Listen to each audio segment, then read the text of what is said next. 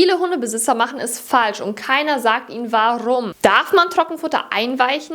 Ja, aber es hängt davon ab, warum du es machst. Eingeweichtes Futter ist leichter verdaulich, schont Magen und Zähne und hilft besonders bei Senioren, Welpen, Hunde mit Zahnproblemen, Hunde, die zu Schlingen neigen. Aber es gibt auch Nachteile. Zum Beispiel warm einweichen fördert das Bakterienwachstum. Langes Stehen lassen kann gären. Manche Sorten verklumpen und blähen im Magen auf. Tipp daher, immer nur mit lauwarmem Wasser übergießen und 5 bis 10 Minuten ziehen lassen, nicht länger.